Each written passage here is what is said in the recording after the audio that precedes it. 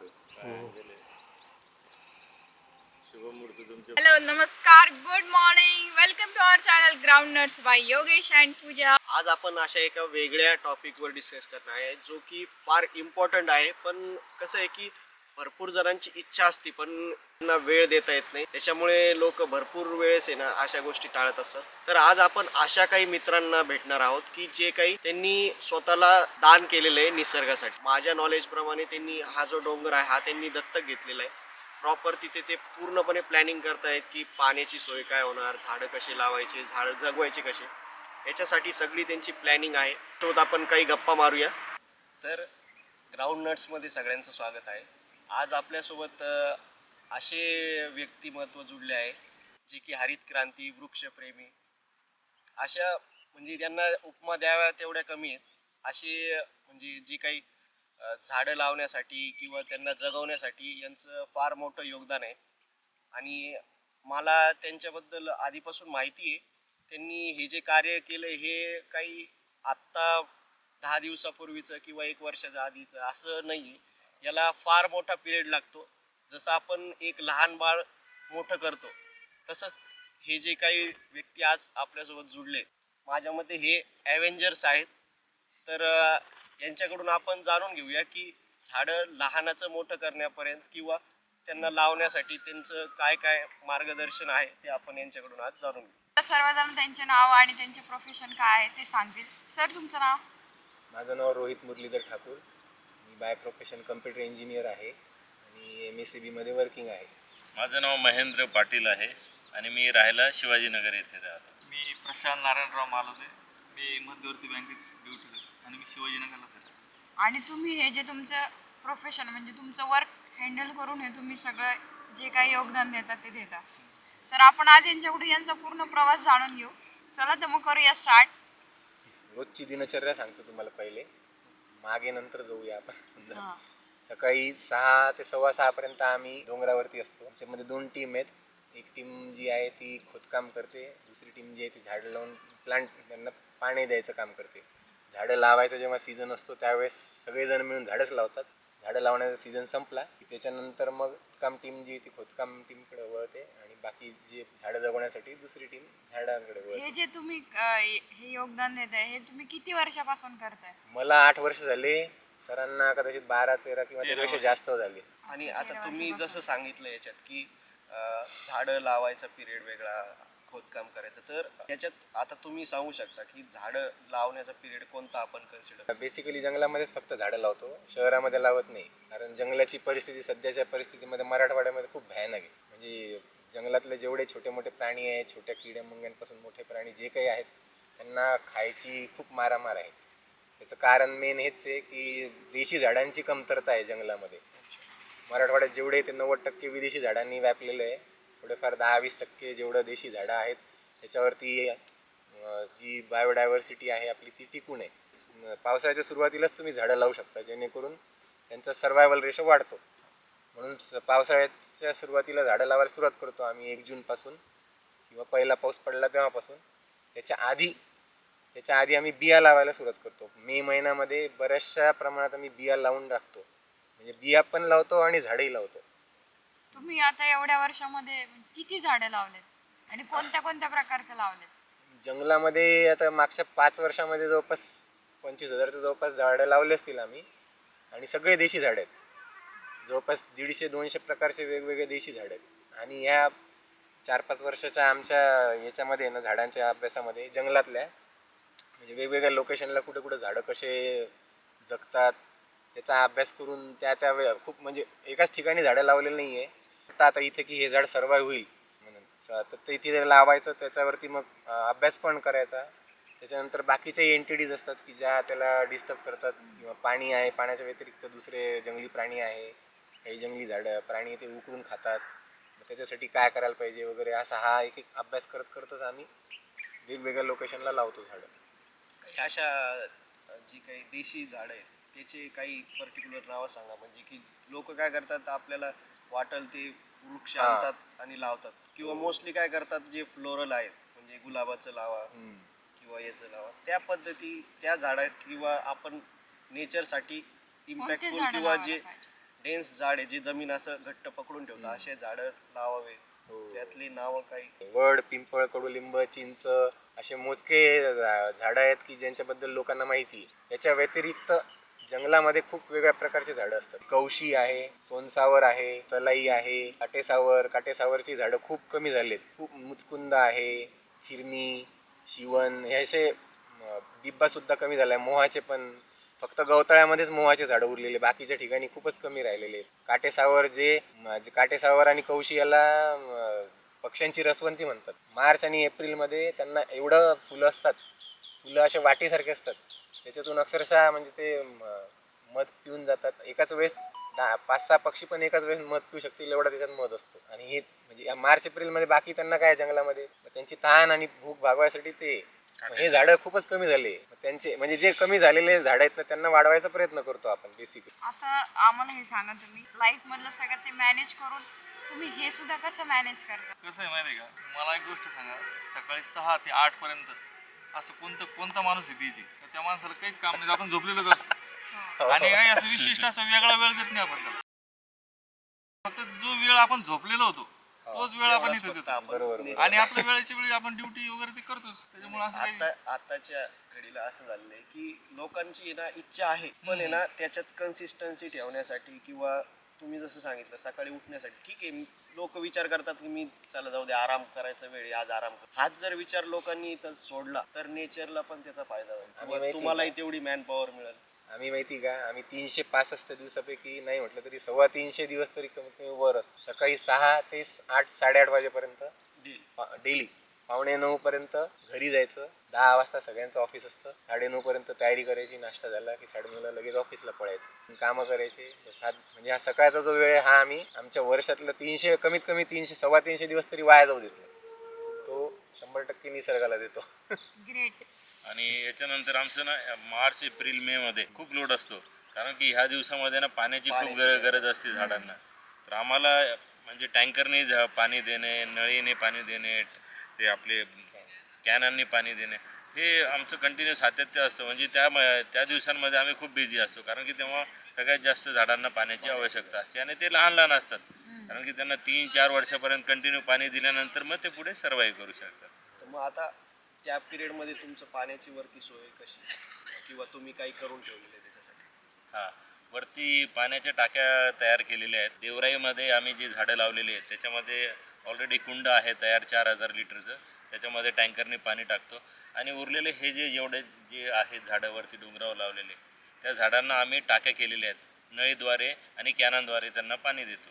म्हणजे तुमच्या particular location पर्यंत पाणी आलं पाहिजे तेवढी सोय तुम्ही स्वतः तुमच्यासाठी करून ठेवली. टँकर येतो, टँकर असं फिरून 5 किलोमीटरचा घेर आहे त्याचा, तो फिरून येतो जंगलातून. आणि कोणी येत नाही शक्यतो, एकच टँकरवाला आहे तोच येतो. आणि खालच्या साईडलाही काही झाडं लावलेली आहेत, तर ते आम्ही शहरातून कॅन भरून आणतो 20-20 लिटरचे कॅननी, मग त्यांना देतो खालच्या साईडला. आता झाडांचा पाठ झाला ॲक्च्युली.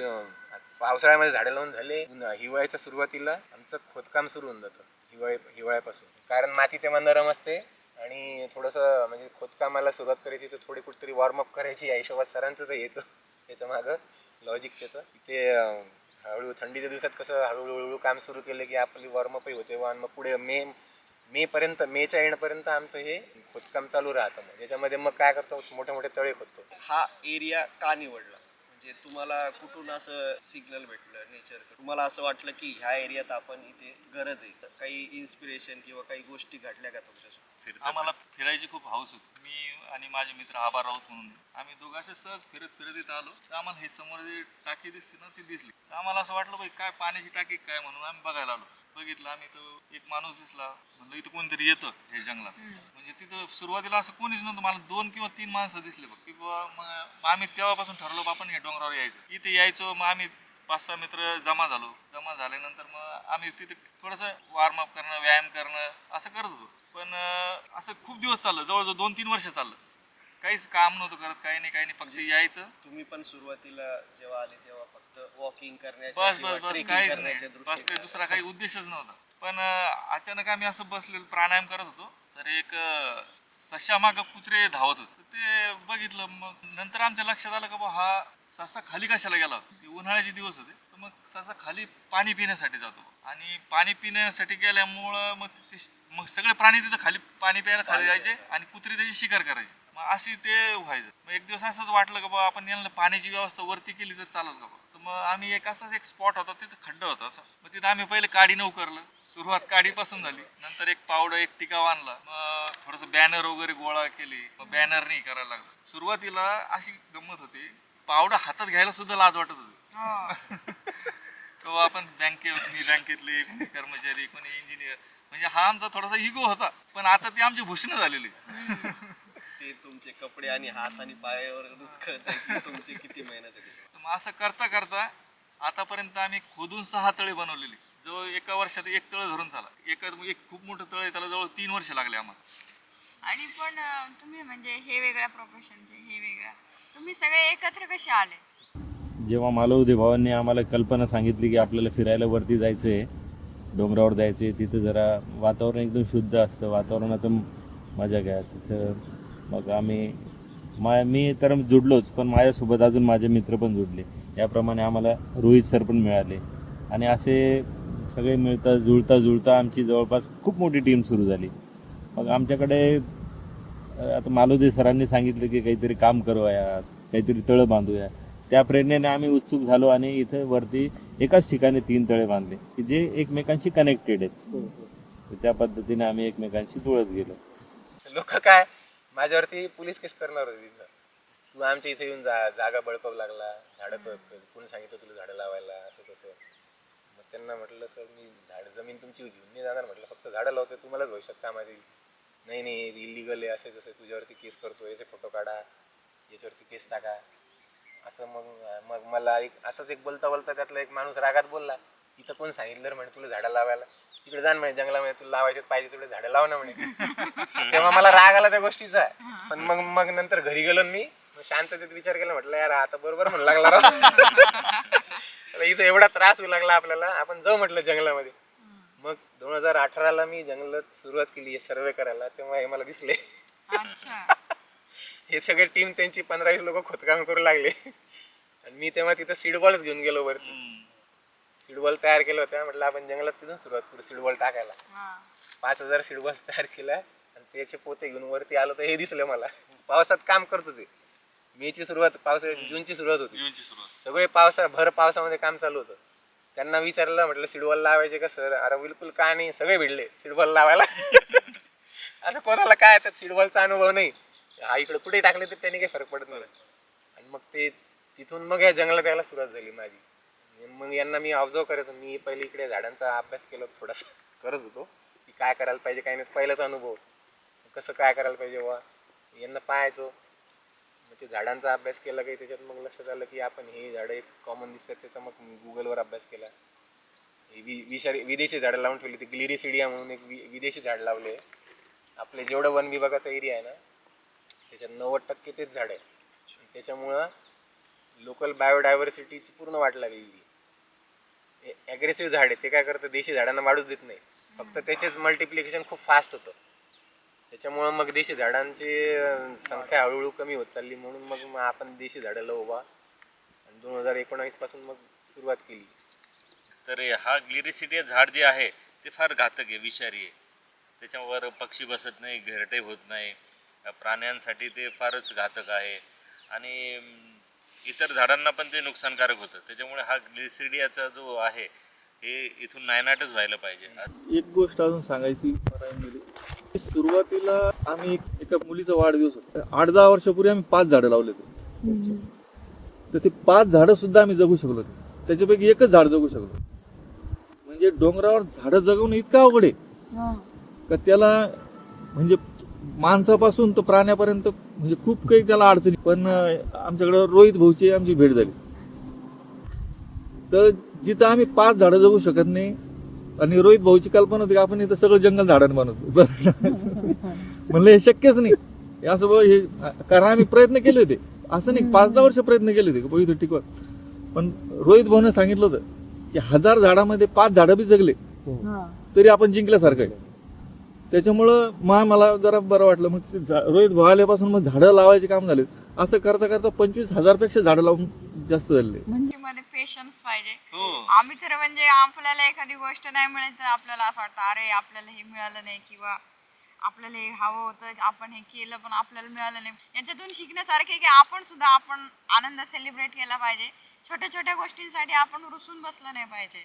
ज्या काही गोष्टी करतोय आपण ह्या इथं निस्वार्थ आहे. निस्वार्थ म्हणजे झाडांबाबतीत काय होतं की लोक काय करतात, फळं जे देणार आहेत तेवढेच लावतात. तेवढेच लावतात. तेही फळं माणसांचं काम किंवा आहे. फुलं म्हणजे ते काय काही दिवसांनी आपल्याला खायला भेटणार त्या उद्देशाने ते लोक झाडं लावतात. खरंय, पण तुम्ही पूर्ण इथं निसर्गाचा विचार केला किंवा प्राण्यांचा सगळ्यांचा विचार करून तुम्ही हे काम करताय त्याबद्दल खूप मोठा सॅल्यूट आहे आमचा तुम्हाला.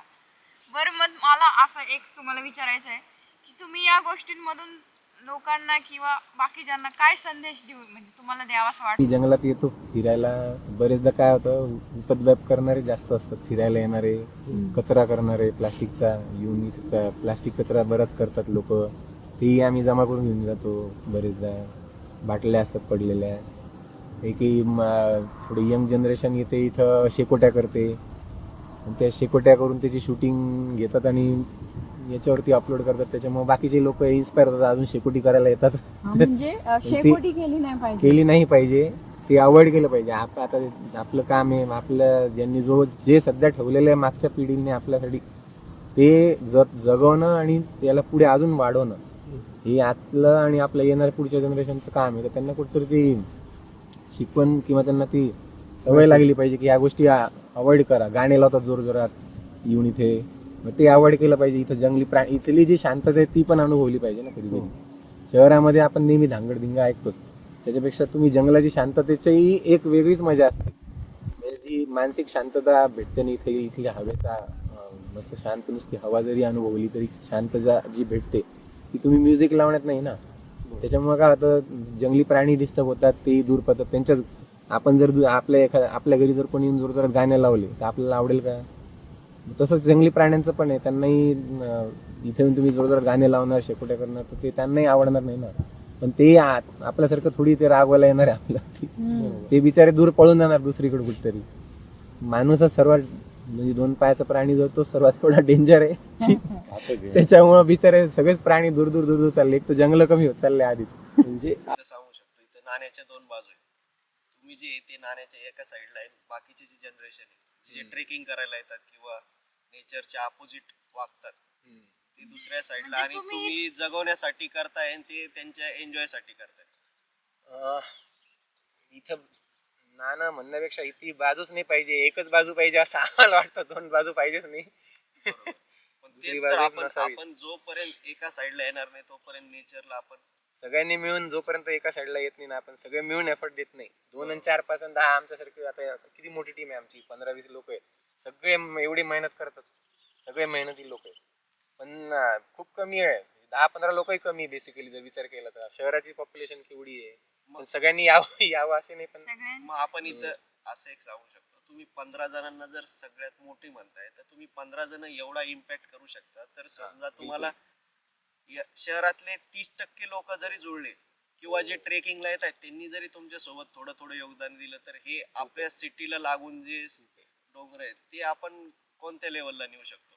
इथले जे आजूबाजूचे जे देवळाई परिसर आहे त्या परिसरातली जनावरं, गाई, बकऱ्या, मेंढ्या हे सगळे इथं येतात चरायला. हे चराई क्षेत्र झाल्यासारखं वाटतं त्यांना. पण हे चराईबंदी हा जो एरिया आहे रिझर्व फॉरेस्ट आहे, त्याच्यामध्ये इथं चरणं फार गुन्हा आहे. पण तरी इथले लोक सर्रासपणे ढोरं चारतात, बकऱ्या चारतात. खूप आम्हाला याच्यामध्ये खूप त्रास होतो. आम्ही जी झाडं लावतो ते बकऱ्या अशा कुंटडून खातात. नवीन नवीन पालवी आलेली ती तोडून घेतात. कोणी कुऱ्हाडीने बाबळीचे झाडं तोडतात. हे इतका त्रास झालेला आहे की म्हणजे जेवढं आम्ही वाढवायचा प्रयत्न करतो, जेव्हा आम्ही 100% प्रयत्न करतो तर याच्यातले हे जे लोक आहेत हे आमचं म्हणजे सगळं मोटिव्ह उद्देश आमचा तो घालून टाकतात. म्हणजे आम्हाला नर्वस करून टाकतात. ते जे काम चालतं, आता आम्ही जरी 3 जण असलो पण आम्ही 10-15 जण आहे. याच्यात काही काही रिटायर झालेली माणसं आहे, आजारी माणसं आहे, पण तरी सुद्धा कंटिन्यू नित्य नियमानं काम करणारे माणसं आहे. आणि हे इतकं जे काम झालं ना, असं 2-3 लोकांकडून होत नसतं. हे ग्रुप आहे आमचा, ग्रुपमुळंच हे एवढं काम शक्य झालेलं. खरं आहे. आज जरी ते नसले पण तरी सुद्धा त्यांची म्हणजे त्यांनी योगदान प्रत्येकाचं योगदान आहे. प्रत्येकाचं वेगवेगळ्या पद्धतीने योगदान आहे. आमचा सुरुवातीला प्लॅन होता फक्त तलाव करायचा. नंतर रोहित सर जोडल्यामुळे आम्ही मग झाडांकडे बनलो. आम्ही बराच पूर्ण परिसर हिरवा करून टाकला. योगायोगानं अशीच तयारी झाली की सुरुवातीला तळे झाले आणि नंतर झाडाची व्यवस्था, म्हणजे पाण्याची व्यवस्था पहिले केली आणि मग नंतर झाडाची सुरू झाली. पण झाडही आम्ही अशा ठिकाणी लावलेले आहेत हो. ना की तिथं म्हणजे माणसं जाऊ शकत जाऊ नाही, शकत असे बाहेर अशा ठिकाणी लावलेले आहेत. कारण तसं काय माहिती का, त्याला इतकं नुकसान करणार आहे. म्हणजे आपण प्राण्यांपासून पण वाचवायचं त्याला आणि माणसापासून पण वाचवायचं. म्हणजे अशा कंडिशन मध्ये लावावं लागतं झाड. लिटरली 80-70 डिग्रीच्या अँगलच्या याच्यावरती आम्ही इथं वर चढून उभं राहून त्याच्यावरती झाडं लावलेले आहेत. कधी तर प्राणी जाऊ शकत नाही, माणूस जाऊ शकत नाही. त्याच्यामध्ये किती पडलो आम्ही स्वतः घसरून पडलो आणि काय बरेच अनुभव आलेले आमचे. म्हणजे ते सांगायला गेलं तर ते दिवस कमी पडेल. पुढे जाऊन तुमचं विजन काय आहे? म्हणजे तुम्हाला काय आहे, म्हणजे पुढे जाऊन काय करायचं आहे? विजन एकच आहे की माझा तर एक मोठं आहे की झाडं कंटिन्यू लावायला पाहिजे. झाडं लावणे हा काही विजन नाही, हे आपलं म्हणजे कर्तव्य असायला पाहिजे. आपलं म्हणजे प्राण श्वास हे सगळं झाडांपासून निर्माण होतं. आणि झाडं किती लावले तरी यात काहीही नुकसान होत नाहीये, आपल्याला फायदाच होतोय त्याचा. झाडं कधीही लावू शकतो, फक्त त्याला जगवता आलं पाहिजे, त्याला पाणी देता आलं पाहिजे, हा एवढा उद्देश. बढिया सर. म्हणजे निसर्गाने किंवा नेचरने आपल्याला एवढं दिलंय तर आपण पण देणं त्यांचं म्हणजे आपलं एक आद्य कर्तव्यच आहे ते. आणि आजकाल म्हणतात ना की ते प्रत्येकाने एक झाड तरी आयुष्यात लावलं पाहिजे. तो वेळ गेली वेळ. माणसाने आता एवढं नुकसान करून ठेवलेलं आहे की एकाने एक झाड लावून ती सफिशियंट नाहीये. एकाने त्याच्या अख्ख्या आयुष्यामध्ये कमीत कमी 100 झाडं लावून जगवले, मोठे केले पाहिजे. तरच कुठं ते पुढे जाऊन पुढच्या पिढीला आहे ना आपण काहीतरी ठेवू शकू. एक झाड लावून आपण जे आता समजा बरेच इथं जंगलामध्ये निसर्गात फिरायला येतात, आनंद घ्यायला येतात, त्यांनी तो घेतला पाहिजे. पण आपलं एक कर्तव्य म्हणून पण काहीतरी आपण केलं पाहिजे. काय होतं माहिती का, फक्त यायचं आणि निसर्गाला फक्त वापरायचं आणि फेकून द्यायचं, असं कुठेतरी तुमची हे बदलली पाहिजे. आता कधी मी काहीतरी करून जाईल, इथं मी जंगलात आलो ना फिरायला, मग मी काहीतरी करून जाईल, काहीतरी देऊन जाईल. फक्त घेऊनच जायचं का नाही, हीच वृत्ती झालेली. इथं यायचं, करवंद खायचे, हे खायचं, ते खायचं, मजा करायची, बस ओरबडायचं, कचरा टाकायचा, पाण्याच्या बाटल्या, हे करायचं. हे याच्यापासून आता कुठेतरी एक नवीन Rappers. हे बदलले पाहिजे. खरं आहे ते. उन्हाळ्यामध्ये बरेच जण लोक येतात फिरायला, का तर करवंद खायचे असतात लोकांना. करवंद खायचे म्हणून येणार. पण तुम्ही हा विचार केला की ते करवंदाच्या झाडांनी किती स्ट्रगल केलंय ते एवढं वाढायला आणि तिथून पुढे ते फळं द्यायला. तर ते झालं झाडाचं. त्याच्यापेक्षा महत्वाचं म्हणजे त्या झाडावर अवलंबून असलेले आजूबाजूच्या त्या जंगलात राहणारे प्राणी, त्यांना तर तेवढंच खायला आहे ना. ते थोडी ना आपल्या शहरामध्ये पिझ्झा बर्गर खायला येणार आहेत, है की नाही? हो, तुम्ही एक विचार करा, आता 2-2, 3-3 किलोमीटरचं हे जंगल आहे. ह्या जंगलामध्ये पाणी कुठे मिळेल यांना? छोटे छोटे पक्षी, प्राणी, समजा सरडा आहे उदाहरणार्थ, किंवा एखादा पक्षी, त्याला पाणी कुठून मिळणार? तर हे जे करवंद उन्हाळ्यात करवंद देतात, तर आम्हाला असं विचार करायचं हे जगू कसं शकतं? पण हे करवंदाचे जे फळं खातात ना, त्याच्यातून त्याला पाणी मिळतं. खरं पाणी पण भेटतं, पाणी मिळतं आणि त्याला अन्न पण मिळतं. आता आपण ह्याच्यावर सुद्धा डल्ला मारतोय. म्हणजे ते सुद्धा आपण सोडायला बरं. खाऊन सोडत नाही, भरून पण घेऊन जातात शहरामध्ये. पण जात. खातात तिथे पण भरून घेऊन जातात. हे चुकीचं आहे ना. यांच्या टीमनी तर कॉन्ट्रीब्युशन केलंय, आपणही जबाबदार वरून नेचरसाठी काहीतरी करूया. चला तर मग झाडे लावूया, झाडे जगवूया आणि झाडांना वाचवूया.